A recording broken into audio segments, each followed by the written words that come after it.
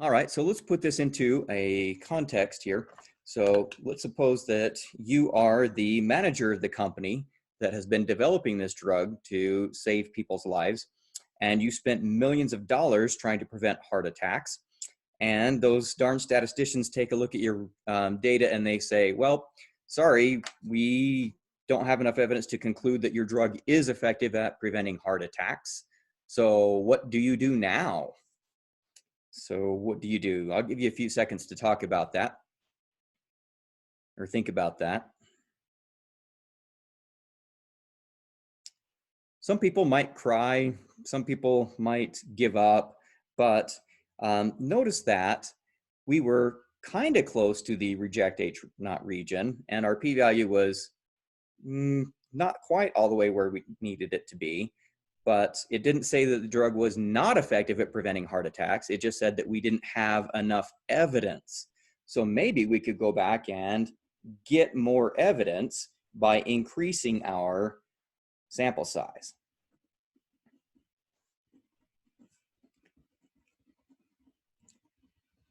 That sounds a lot more proactive.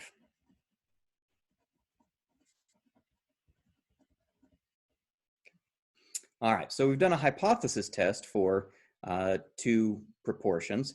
Let's talk about a confidence interval for the difference of two proportions. So in this case, we're not just doing one confidence interval for each group. We're going to do just one confidence interval overall, but the way you can do one confidence interval on two samples is to talk about the difference of the two. So let's see that in the context of a problem.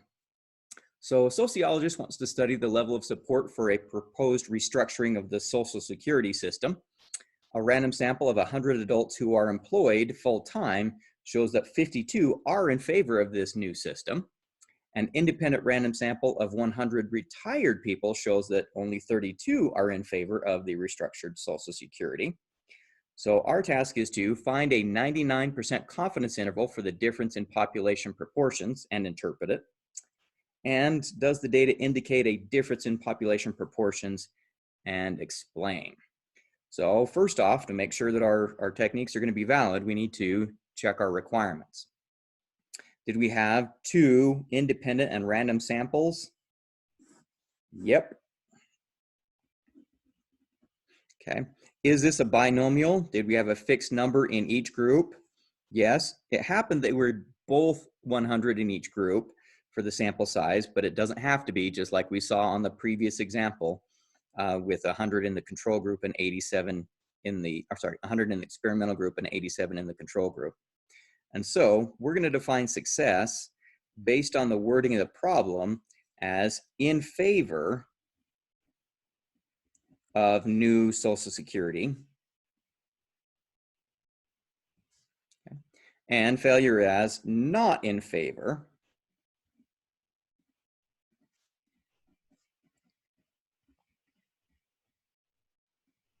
of the new Social Security program. And we'll come back to number 3 here in just a second, but we need to decide who's who. So P1, so who's population 1? I'm just going to do it on the order it gave it to us in the problem. So this is going to be the proportion of all full-time adults in favor of the new Social Security system. So little p1 is the population proportion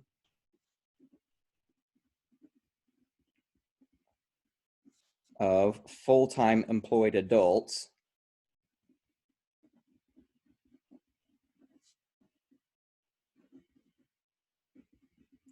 in favor of our new Social Security.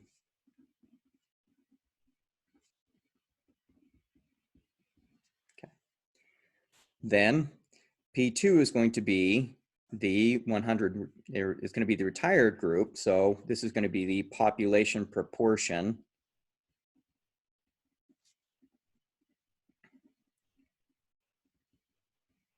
of retired adults in favor of the new Social Security program. Okay.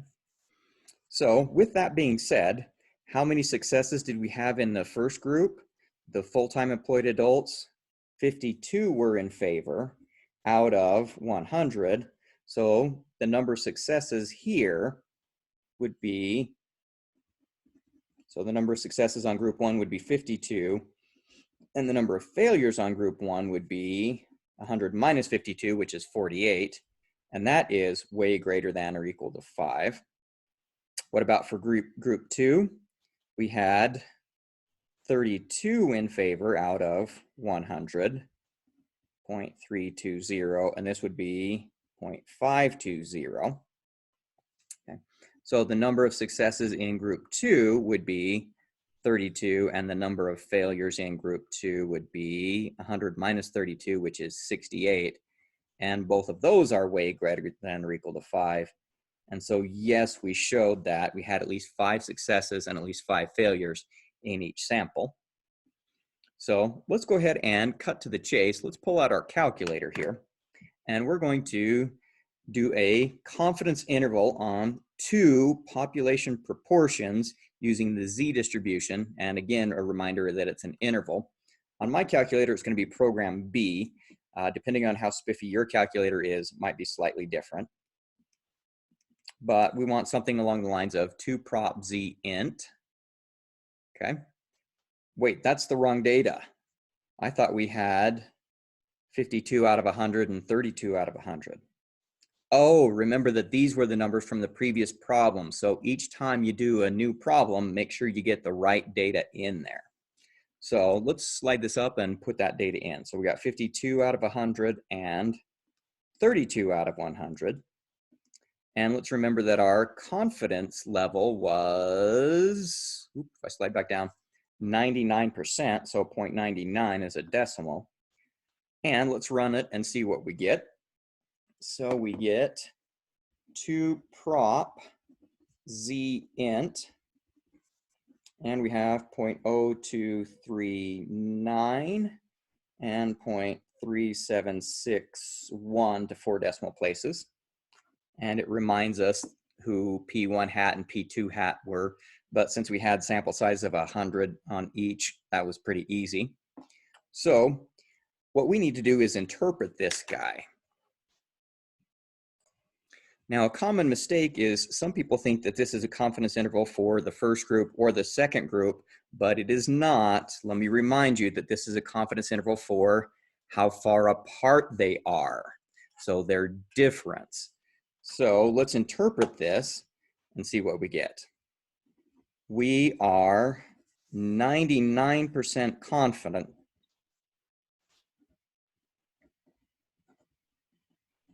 that the difference in population proportions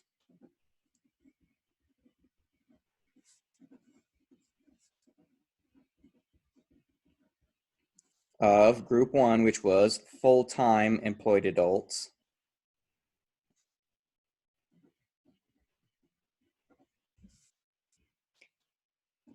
and retired adults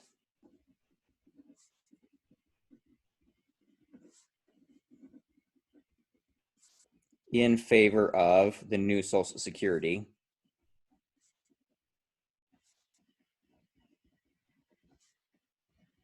program is between 0.024 and 0.376. I'll go to 3 decimal places there. Or in other words, 2.4% and 37.6%. Now, a key thing here to note is that this confidence interval is entirely positive, and this confidence interval deals with the difference. And so let me tie back to something that we've seen before. Back when we were first doing confidence intervals on one sample, we said, hey, if the confidence interval is all on one side of 50%, we could then say that the majority did not favor it. If, on the other hand, our confidence interval was all on this side of 50%, then we could say that the majority was in favor, because no matter where little p is, we believe he's in here, and that's always greater than, for any part in this interval, greater than 50%. But sometimes we had him straddling 50%. And even if he was more on one side than on the other, because he could be on either side of 50% for the true value, we could not tell whether the population, the majority was in favor, or whether it was not in favor.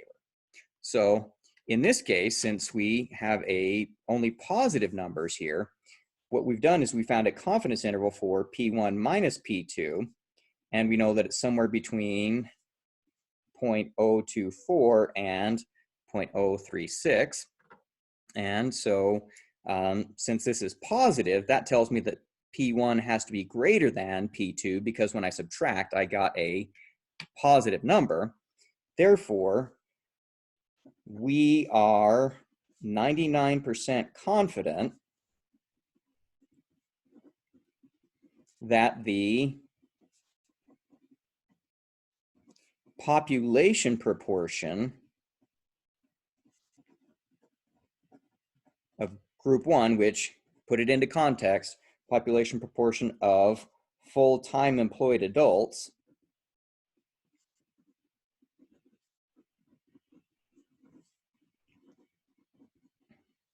in favor of the new Social Security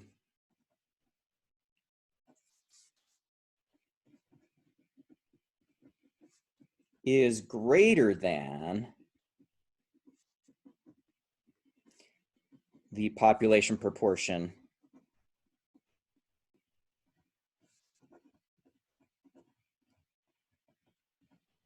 of retired adults.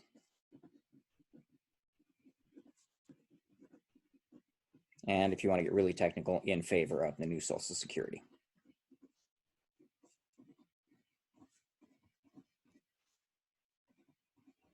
Okay, and that kind of makes sense.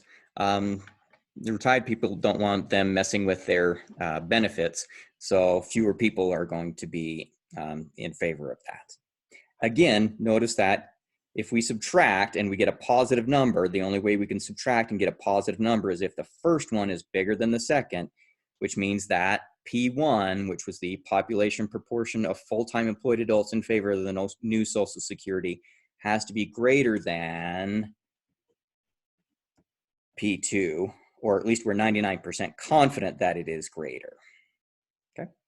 All right. So finish up the next two examples. Take a picture or a snap of a scan of the activity and upload that into Canvas, and we'll get it scored for you.